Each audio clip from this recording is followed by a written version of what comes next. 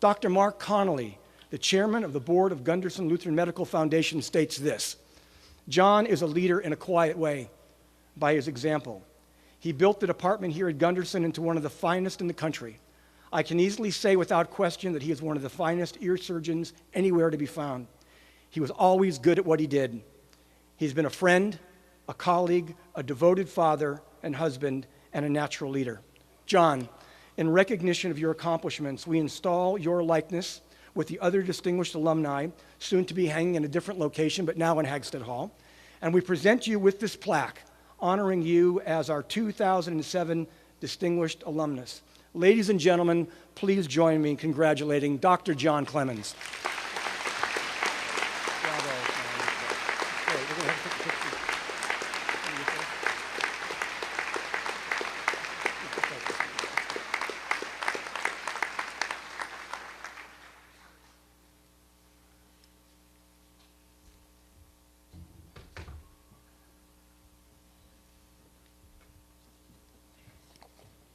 Dr. Betts, honored guests, graduates, friends, and family.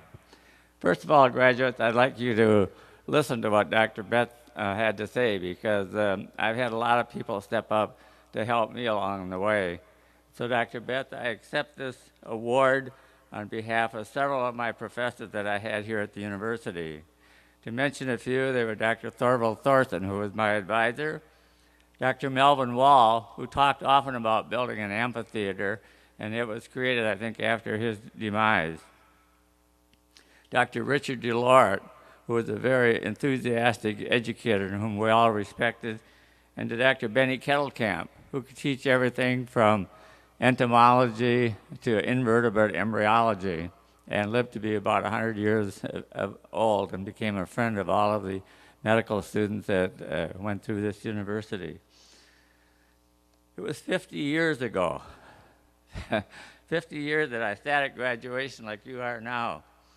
With the encouragement of the faculty that I've mentioned and many others, I finished my degree in agriculture education and then began pre-medical studies here, then completing my degree in medicine at the University of Wisconsin in 1962, as Dr. Betts had mentioned.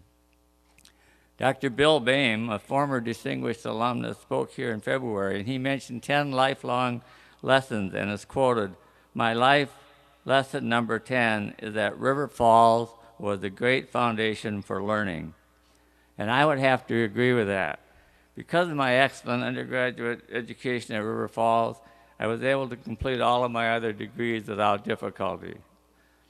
My degree in medicine let me experience the great satisfaction of restoring hearing to many, to repairing severe facial lacerations and facial injuries, and to correct deformities of infants born with cleft lip and palate.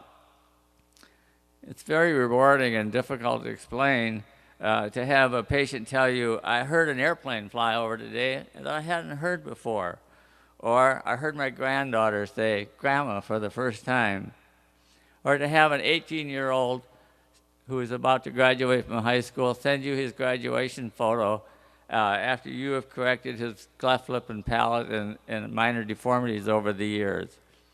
There's much satisfaction in that, and those are only a few examples. Others I've written in my autobiography, Tending My Flock, which I published last year. I must tell you a short story about the encouragement of the faculty here. When I was in school, after my Christmas vacation of 1956 to 57, after watching surgery with my family physician, I decided that is what I wanted to do. So I came back here and I talked to my professors about it and told Dr. Thorson about it, and they became very enthused also. Well, I had a conflict because I started taking pre-med courses and they conflicted with times for agriculture courses. Dr. Thorson said, "You go to your pre-med courses and just come to my agriculture classes whenever you can," and then that's what I did, and that was the encouragement that I received. At that time, male students stayed in private homes, and I was fortunate to stay at the home of Professor Richard Swenson and his wife, Grace. Richard taught physics and chemistry here, and it was the last 2 quarters of my senior year.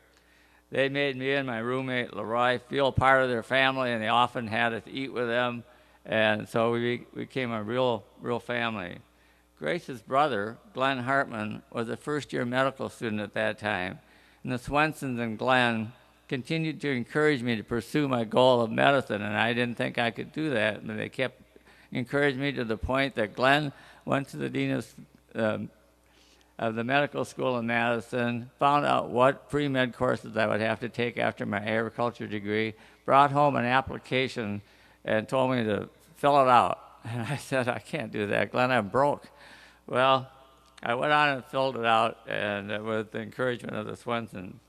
So as a part of the history of the Distinguished Alumnus Award about the Swenson family, they had two sons who were about 2 and 4 years of age at that time that my roommate and I used to play with, and we'd chase around the house. Well, David and Stephen grew up, and they graduated from the university.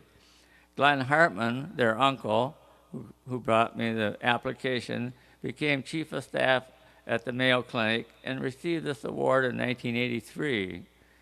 David, who you may have read about in the Falcon Features about his management of the Yale Endowment,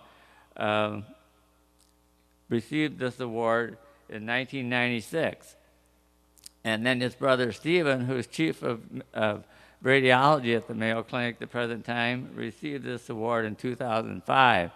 And now I feel I'm a member of that family, and I'm receiving it today. So I think the Swensons should be congratulated for their contribution to this award, and the Swensons will be here at the afternoon graduation, but I just wanted to acknowledge them and bring that history to you. And so with that, I gratefully and humbly accept this award on my 50th year of graduation from the university, and I would encourage all of you graduates to complete your goals. This is only the beginning of a lifelong learning experience for you. You don't know everything yet. Thank you.